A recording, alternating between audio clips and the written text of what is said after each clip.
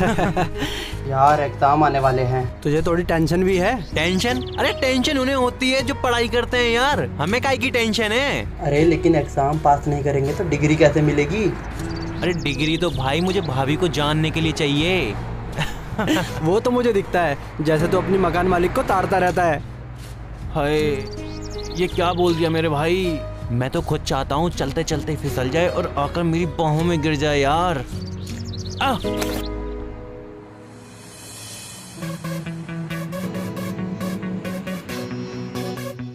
उठा पटक।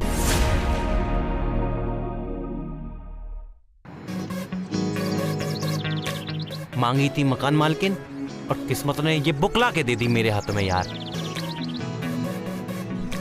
बिंदु भाभी, हाँ इसी नाम से बुलाते थे तब विक्की की मकान मालकिन को। एक उम्र के बाद हर किसी का यौवन ढलने लगता हो, लेकिन उस यौवन की धार कम नहीं होती। अपने गथराए बदन का भार लेकर बिंदु भाभी जब लड़कों के सामने आती थी तो उनके जिस्म की धार उन लड़कों को घायल कर जाती थी। मोहल्ले के बुड्ढों से लेकर जवान लड़कों तक से बाथरूम में मेहनत करवाती थी। बिंदु भाभी, उसी बिंदु भाभी के घर में किराए पर रहते थे दो लड़के, विक्की और हर्ष। जहां हर्ष को पढ़ाई में इंटरेस्ट था, वहीं विक्की को बिंदु भाभी में।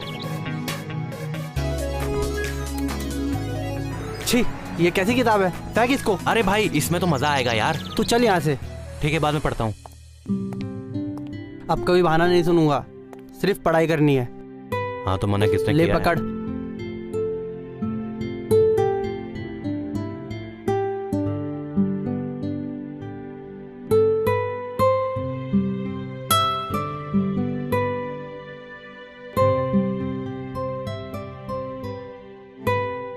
यौवन जब अपने चरम पर होता है, उसे वो चरम सुख पाने के लिए नया खिलौना चाहिए होता है।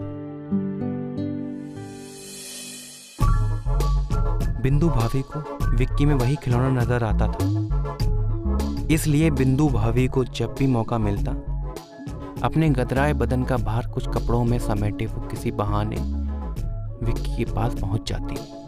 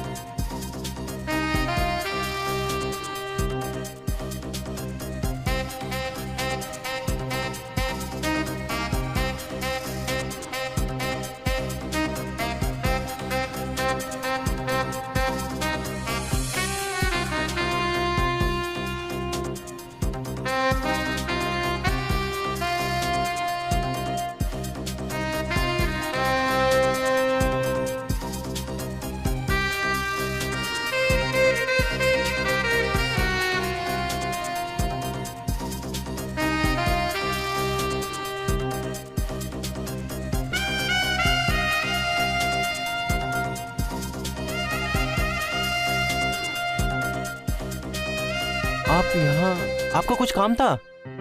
वो मैंने ये नाइटी मंगाई थी, लेकिन कुछ ज्यादा ही टाइट लग रही है। टाइट होगी तभी तो आप खूबसूरत दिखेंगी। सच में? ये मुझ पे अच्छी तो लगेगी ना? हाँ अच्छी लगेगी।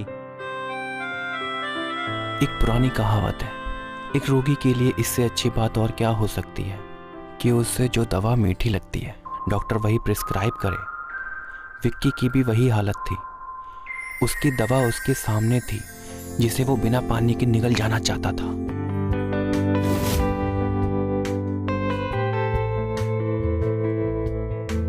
विक्की को बिंदु भाभी वो नाइटी पहने दिख रही थी। बिंदु भाभी का एक एक अंग उस नाइटी में ऐसे झलक रहा था जैसे कोई संगमरमर की मूरत किसी पारदर्शी कपड़े के बाहर से दिखती है।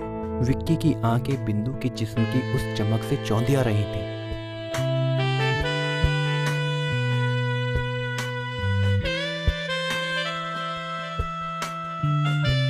बोला था ना, जितनी टाइट नाइटी होगी उतना ही खूबसूरत तुम्हारा बदन दिखेगा। लेकिन नाइटी में तो पूरी बॉडी कवर ही नहीं हुई। तो कवर करने की क्या जरूरत है आपको? जो चीज अच्छी है वो तो दिखनी चाहिए। अच्छा, तुम्हें क्या अच्छा लगता है? मुझे तो आप पूरी की पूरी अच्छी लगती हैं। बिंदु भाभी, हमें पढ़ाई करनी है। आप डिसाइड कर लीजिए आपको ये रखना है या रिटर्न करना है, फिर आ जाना। डिसाइड हो गया है, ये अब वापस नहीं करेंगी, है ना भाभी?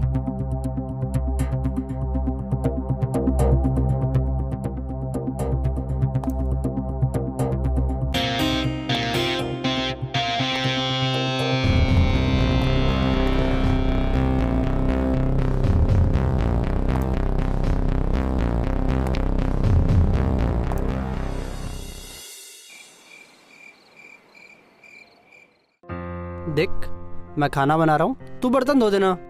खाना तो ऐसे बोल रहे हैं जैसे पता नहीं कितना बड़ा पकवान बना रहा है तू मेरे लिए। जो मिल रहा है ना उसमें खुश रहना सीख, वरना बाहर का खाना खाकर तबीयत खराब करते रहना। ऐसा खाने से तो अच्छा है मैं भूखा रह जाऊं। बिंदु भाभी के होते हुए तुम लोग भूखे कैसे रह सकते हो?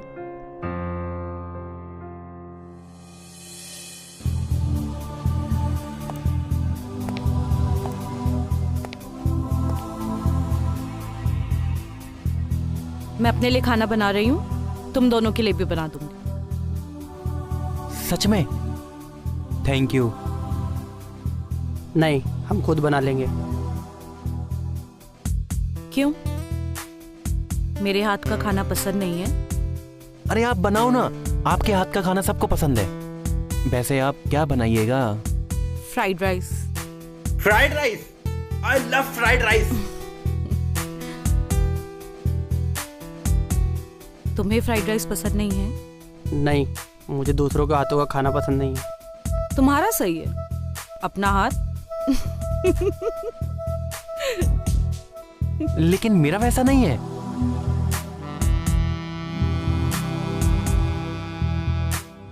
खाना बना के लाती हूँ, खा के बताना कैसा लगा। विक्की बात तो फ्राइड राइस की कर रहा था, लेकिन उसके दिल और दिमाग में कुछ और ही चल रहा था।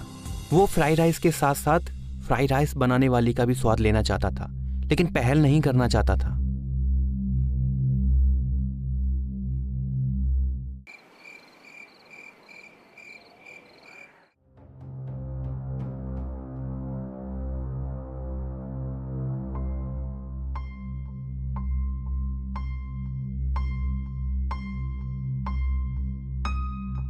देख, मैं तुझे फिर बोल रहा हूँ, ये बिंदु भाभी के पीछे अपना टाइम बर्बाद मत कर। पढ़ाई पर ध्यान दे, पास होना है या नहीं। यार अभी तो फिलहाल मेरे दिमाग में सिर्फ वही है, फ्राइड राइस है और कुछ भी नहीं। वो मेरे को खाने दे।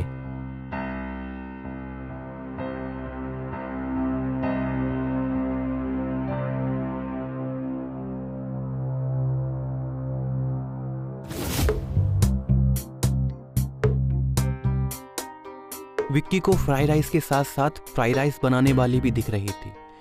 उस फ्राइड राइस की खुशबू और स्वाद से विक्की की आत्मा तृप्त हो रही थी, लेकिन उसका जिस्म अभी भी बिंदु भाभी के जिस्म का स्वाद लेने के लिए बेचैन था।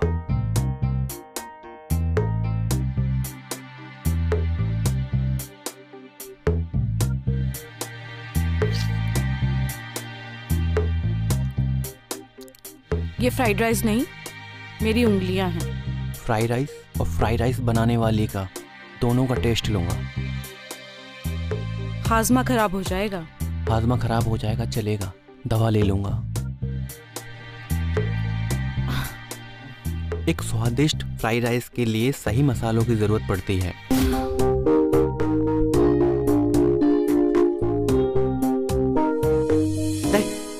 अबे पागल है क्या? हम तुमको ऐसे वैसे लड़के लगते हैं? सॉरी भाई। अगली बार से ऐसा कुछ किया ना, हम तुम्हारे साथ नहीं रहने वाले। नहीं करेंगे ना यार। अच्छा सुनो ना, बिंदु भाभी ने हमारे लिए क्या फ्राइड राइस बनाए थे, उनको थैंक यू बोलना तो बनता है ना यार। इतनी रात को? बहुत रात हो गई है, वो सो गई होगी। यार चल के देख लेते हैं ना। नहीं नहीं, पढ़ाई भी करनी है, सुबह बोल देना।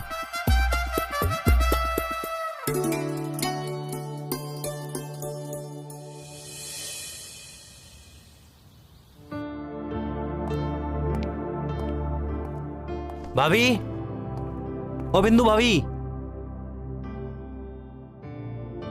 लगता है भाभी वॉशरूम में। चलो तब तक यही पढ़ लेते हैं। विक्की अपनी बिंदु भाभी को उस फ्राइड राइस के लिए थैंक्स बोलना चाहता था। सुबह के इंतजार में विक्की रात भर सो ना सका और सुबह सुबह बिंदु के कमरे में जा पहुंचा। तुम बिंदु भाभी के रूम पे थैंक्स बोलने आए थे या ये सब करने? उसी टाइम फेंकने को बोला था ना। चलो अब। अरे भाभी को थैंक्स तो बोलने दे यार। थैंक्स बाद में बोल लेना, पहले एग्जाम हो जाने दो। आती हूँ थैंक यू सुनने।